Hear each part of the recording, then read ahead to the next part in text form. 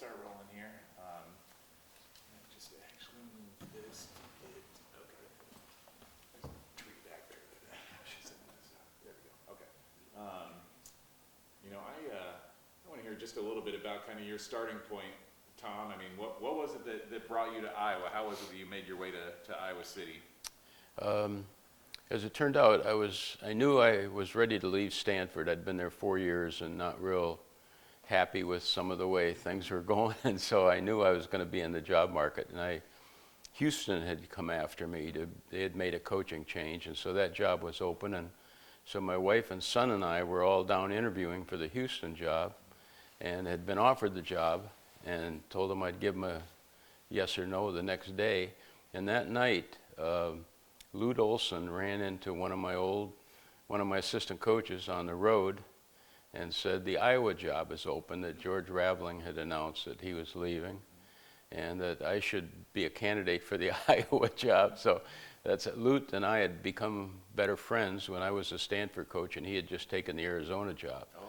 And we coached against each other a couple of times. So he told me to call Bump Elliott, and he gave the number, and so I called Bump Elliott, and rather than accept the Houston job, I flew up, my wife and son and I flew to Iowa City the next day, and I ended up interviewing and deciding to come to Iowa. Had you had any Iowa connections before that, or did you know much about the state of Iowa before You know, the only thing I knew, Ralph Miller had been the coach when I was a high school coach in both Illinois and in Wisconsin at the beginning of my coaching career. And so I'd been a Ralph Miller fan and had watched him do a clinic at the University of Wisconsin one time, and was influenced by his pressing defense and basketball style.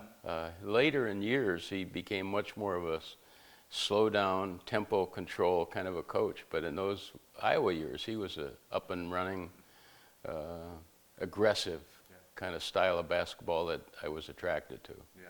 How do you feel like you were welcomed to Iowa, being a guy that wasn't really from here or anything? Do you feel like you were welcomed pretty well in those previous years? Yeah, it was easy. Bump Elliott was the best. He just, I've had some really good athletic directors in my career, and they helped me a lot. And Bump, you could just sense right away he's somebody that you'd love to work for. And he and his wife both took Sherry and I under their wing and showed us around, and you knew that it would be a good relationship.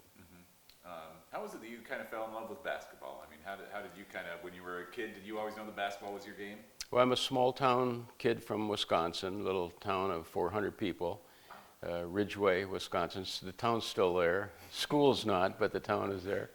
And so in a small town like that, you play every sport. Of course, there were only two, basketball and baseball, so I could play those two.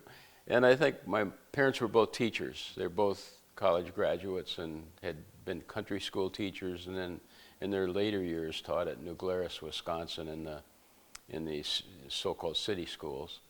So I pretty much knew I was looking at teaching and coaching as a possible career. New Glarus, is that where they make the beer? Is that where New Glarus is a famous little Swiss village about a half hour out of Madison, and beautiful little town, and my mom and dad both enjoyed living there and working there. Yeah. Was that part of what drew you back to Iowa, wanting to be kind of back in the Midwest, a little bit closer to home? No, in coaching, you can't determine when you get a chance to get a job. You can't be too choosy, because just when you want the job, those jobs might not be available. So you've got to kind of just take a look and see if you think you're a good fit or not. Yeah. So your first year at Iowa would have been 88 or something? 86. 86, okay. 86, 87. And so it was a good decision. We enjoyed it very much. Yeah, I mean, it would have been then about 7 years in that, I mean, you were around for one of the most seminal moments in Iowa basketball history with the passing of Chris Street. When you look back at that moment, I mean, what are some of the things that come to mind when you think about just that, not just that day or that week or the games following that, but that whole season? I mean, it just seems like it was a really, just had to be a very strange time for you, even as a coach. It was very impactful. As you can tell from the reaction from within the last few months, the reaction to the whole Chris Street thing and how it was sort of brought back out again, and kind of reliving the moment, so to speak. So it was he was a very special young guy. In addition to being a great athlete, he was a special person, and you could sense that in what his teammates said about him, and faculty and other people that had gotten to know him in other walks of life besides on the basketball court. He was a football quarterback and player. He was a baseball pitcher, and he could play golf. He loved hunting and fishing. So he was pretty much what you saw was what you got. What drew you to him, recruiting him out of Indianola? What made you decide that he was the guy that you wanted on your team?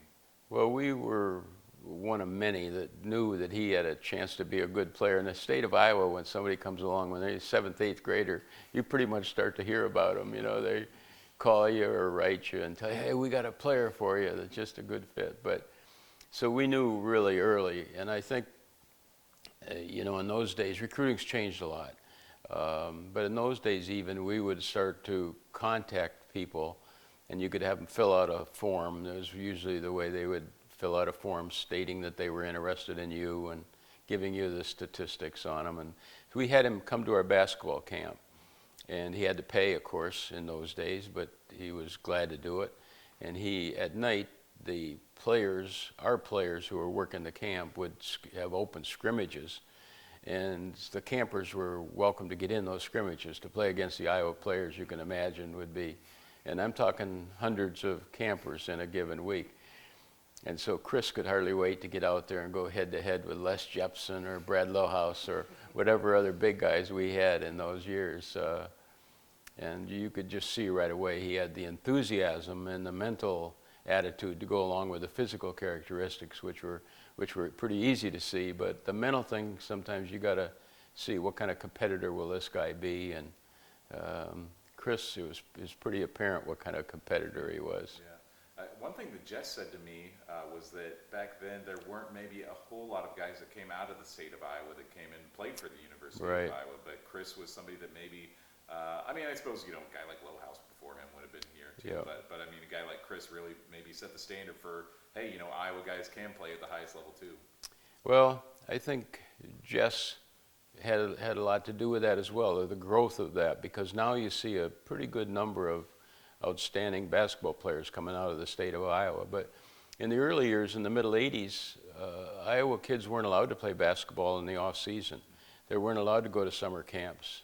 There was a state law against it, partially due to what the high schools wanted. They wanted the kid preparing for football season or wrestling in the fall of the year. They didn't want them out playing summer basketball or going around to basketball camps. So, but that's all changed, and now you see the high school coaches did a terrific job of organizing and helping develop the basketball in the state of Iowa. Mm-hmm. Interesting.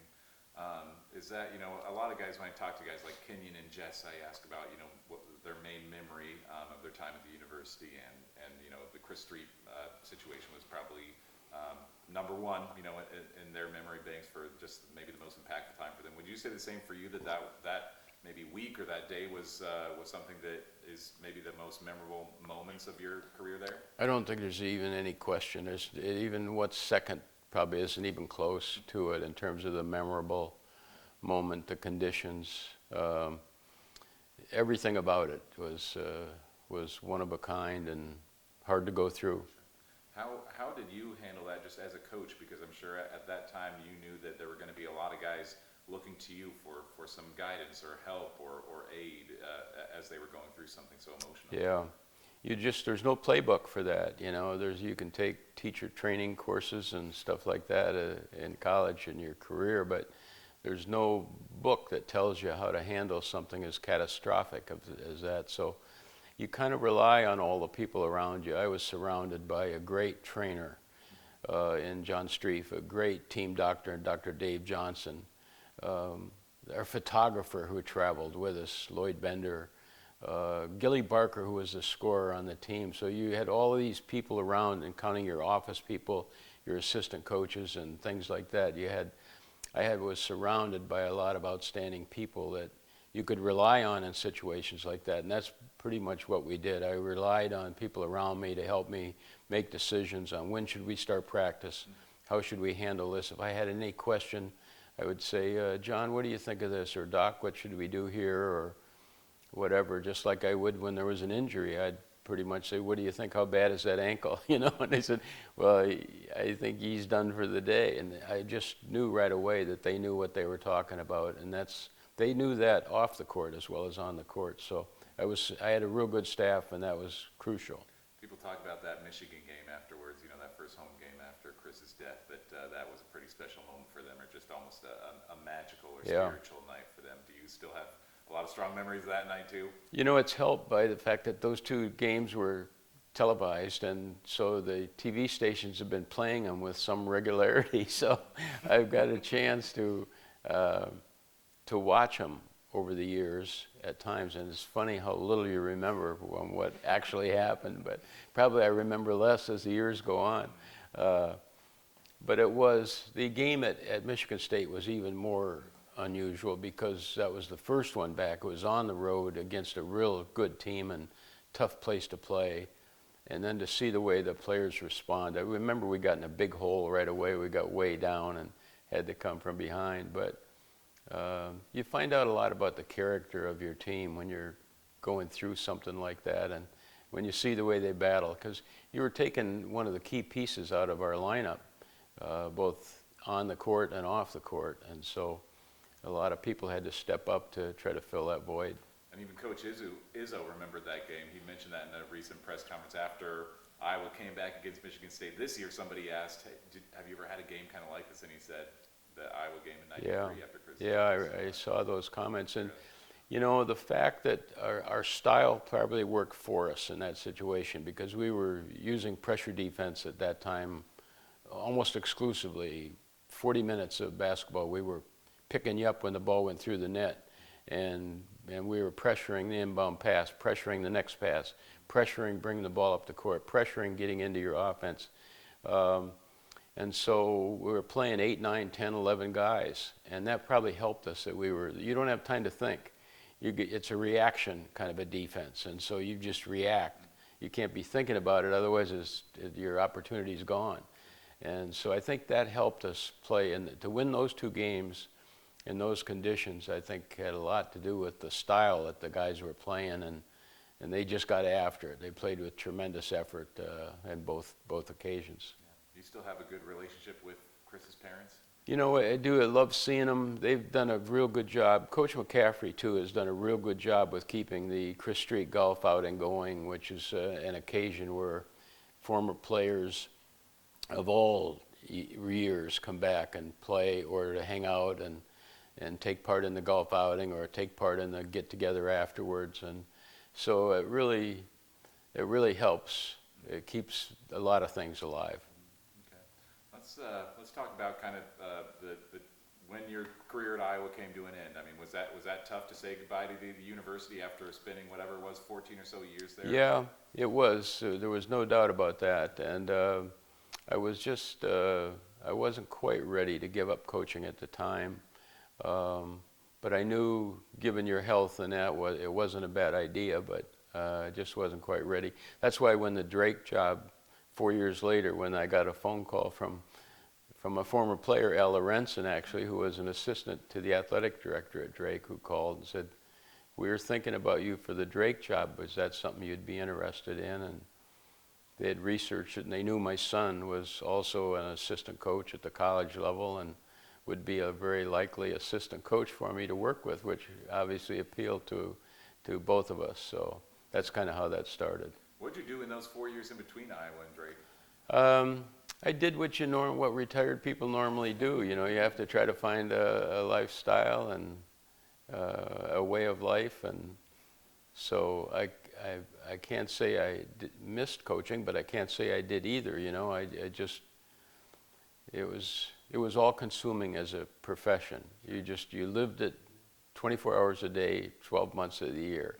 And so to step away from that was probably a good thing, and probably made me appreciate what is good about coaching even more so when I did go back into it. Yeah. So that time at Drake had to be pretty special too, just to gain appreciation for it again, kind of? Well, it was the fact that my son wanted to do it badly. He was very excited. So I was able then to take whatever experience I had in terms of who to hire and who to recruit, and yet go through him and let him make a lot of those decisions for us and lead us into as if it could become his program eventually, which of course is what happened after 4 years there. And he took him to the NCAA, but he's got about 7 Coach of the Year honors. You talked about big trophies. He's got, I think his are hidden away though too. They're not out in the public eye, but he's got a lot of big Coach of the Year trophies from that one year. Yeah. I remember that year. Yep, being 5 seeds. So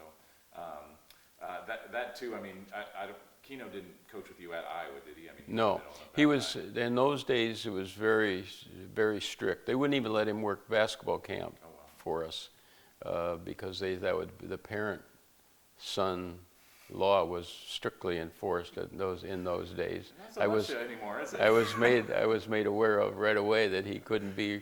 I said, he's just helping run the basketball camp, Yeah. you know. No, he was only like a high school kid or a college kid when he started to do that. But I said, no, that's fine.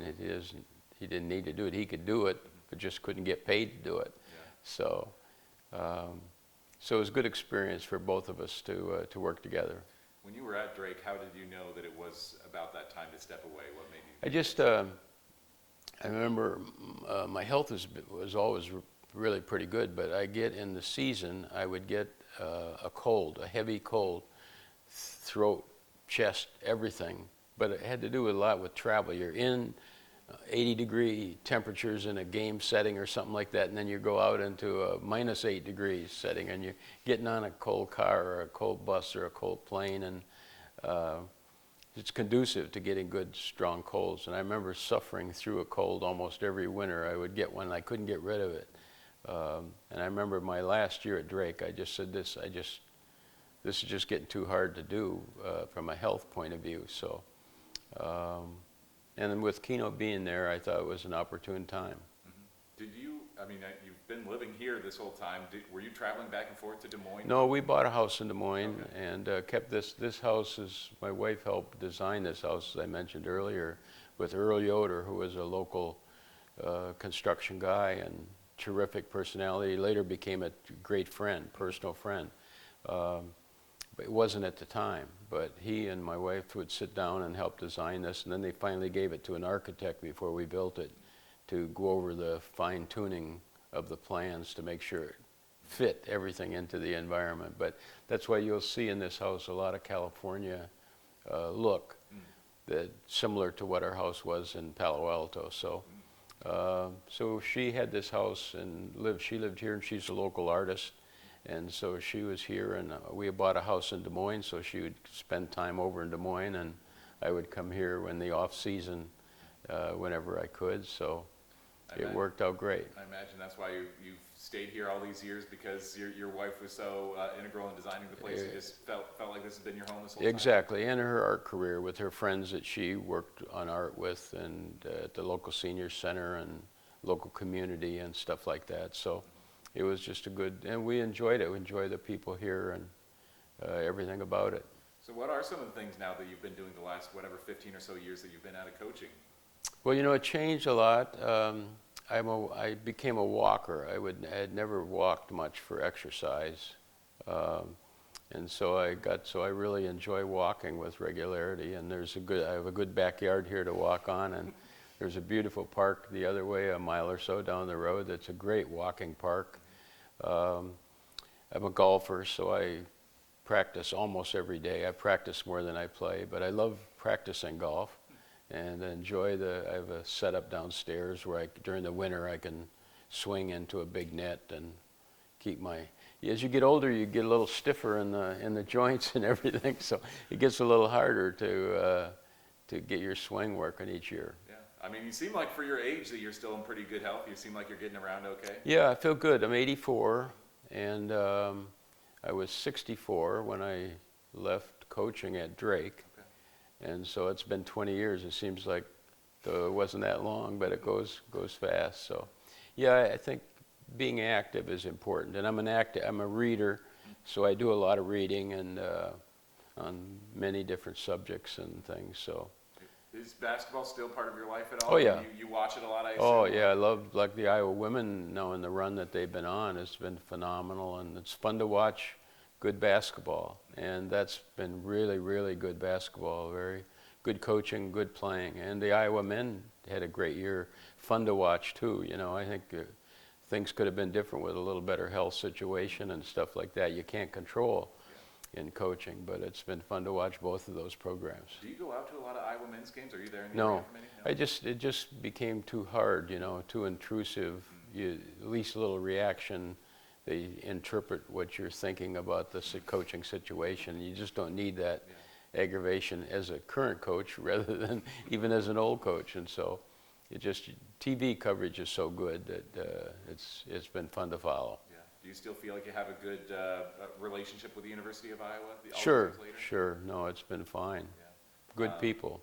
Yeah, I wanted to ask about the women's team a little bit because I think Lisa would have come maybe just at the very end of, I don't know if you and Lisa would have crossed career paths. No, we did not. But it was very close in there, and she had of course come from Drake as well. So she was. Yeah. I followed her career closely. Do you know her at all right now, or I mean, what kind of coach, or what do you see out of her as a coach that makes her special? This particular year is what she's done to take advantage of the talent that she has, both at the guard positions with one of the best in the country, if not the best, and with the inside people. She's just, and then you throw in the perimeter shooters as well. It's been about as good a coaching job as you could ask for. Yeah. Any thoughts on Caitlin Clark? I mean, just watching her, I don't know, being a men's coach, watching a women's game, I don't know if you feel like you have the perfect insight, but how special of a player is Caitlin Clark? She's special, doesn't matter men or women. What she can do with the ball is terrific. Her ability to pass and pinpoint, I love the bounce pass anyway, and her ability to throw the bounce pass 3/4 of the length of the court or whatever, sometimes it seems like that much. Yeah. So it's been fun to watch both coaches. And I think they've done a great job, and Coach Barta's, their athletic director Barta's done a terrific job as well. Yeah, I mean, it just seems like the women's game especially has to be so different from when you would have been around at Iowa. Just like, even looking back at '93, the year that they made the Final Four before, I mean, the hardcover Hawkeye wasn't selling out the women's games back then. No, but Vivian Stringer had a great run in there. She was a terrific coach as well, and she had come from the East, as had I. I'd coached in the Philadelphia area at Lafayette College. And so I knew her background with John Chaney and at Chaney State, and so I knew that was going to be a good hire for the University of Iowa. Yeah. Do you have many memories? I mean, you guys were going through your own such a major experience in that '92-'93 season, and then over on the women's side, they're making the Final Four. What do you remember from the women's team that year? Did you have many connections with them, or were you watching them pretty closely? We'd pass each other on the halls. Yeah. One would be finishing practice, the other one going out, stuff like that. But no, I had great respect for Vivian and what she was able to do here, and then the fact she could go to Rutgers and replicate that was a pretty good statement. Anything else, I mean, that's been going on in your life the last 20 years or so? I mean, are you a traveler, or what else? What other things? Well, we have, my wife and I have one son, Keno, and he's married and has 2 children, and so we have 2 grandchildren now. One is a freshman in high school, and one is a sixth grader, and so following them and their exploits. And the one son, in fact, is a baseball player, and in his freshman year of high school, on the team, and came to the Iowa baseball camp. In fact, Really? last summer they had a baseball camp at the end of the summer and took part in that. And so he thinks he might have some baseball career ahead of him. Okay, wow. Even with his parents and grandparents, not a basketball player? Well, he didn't know he plays basketball, but I think he has a passion for baseball that he hasn't quite developed yet for the sport of basketball. So we'll see. And where do they live? I wasn't sure where. They live in Michigan. They live in Mount Pleasant, Michigan. Oh. And Keno's wife is an outstanding volleyball coach and very involved in the sport of volleyball, but she's been state tournament capable the last several years, so doing a real good job. Yeah, you go out there a decent amount? We have been. COVID cut down a lot on traveling and things, so it's been a little harder to get around in the last couple of years. So. while I've got you, I probably should ask about some of these other guys I've interviewed. We've talked about Jess Settles a little bit, but overall, when you look back at those, whatever, 5-6 years that Jess was on the roster, what kind of player was he and what did he mean to the team? He was so good at everything, and the best thing was he was a great teammate. He understood the game. You could see why he could have become. He did become a basketball coach for a while, and he was very good at it. But he was that way. He was like a coach on the court. He understood what you wanted done and would help you do it. So when you have a player or two like that, why, that's a good sign. Any one story, any funny memories of Jess along the way that come to mind? None that I can repeat, probably. But Okay.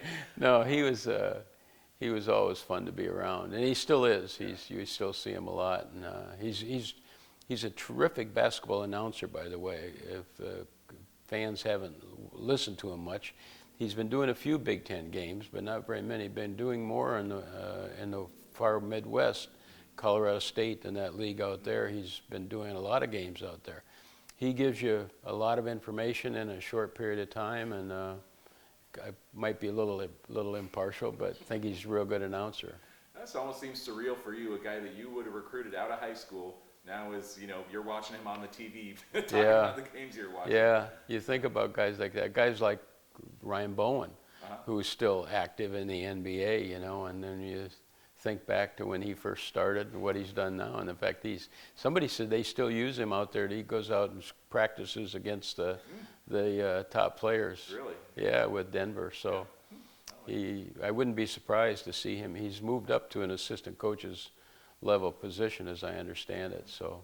Yeah. Oh, interesting. Yeah, I was going to ask about Ryan too, because he's a guy that I'd like to touch base with for one of these stories. What do you remember from his career? What kind of player was he for you? Boy, he just kept getting better and better. He could run the court faster than anybody.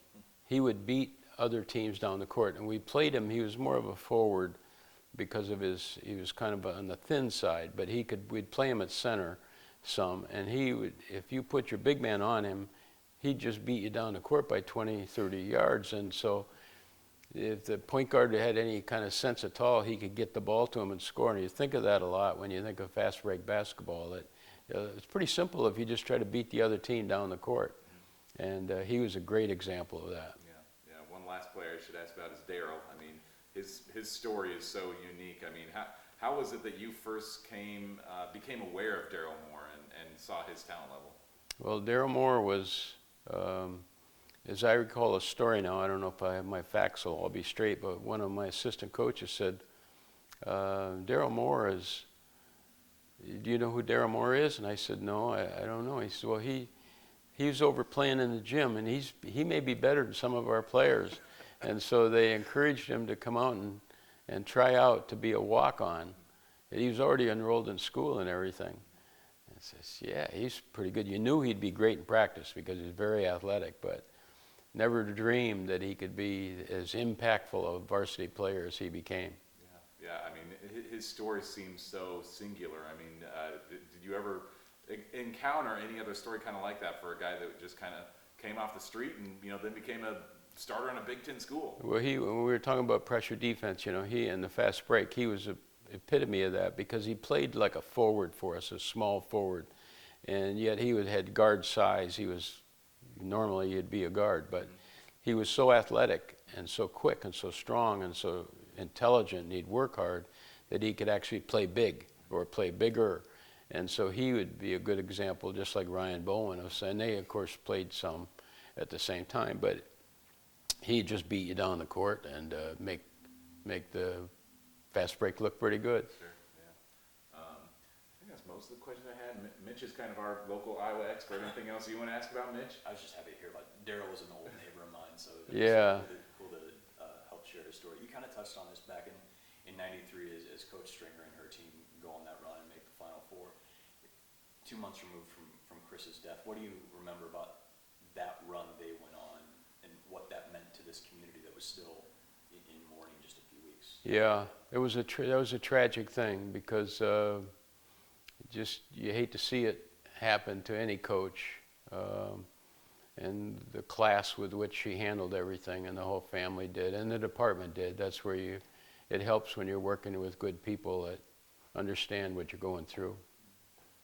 You touched on it a little bit with Daryl, and we were talking about this on the drive here. Just the days of finding D1 talent in the field house are probably far gone. Yeah, I was talking about yeah. a high school teammate of mine that was a gray shirt kid for Fran his first couple years, but just the rarity now, removed from that situation of you're not going to find those kind of fairy tale stories anymore. There's too many opportunities for it. Yeah, that's true.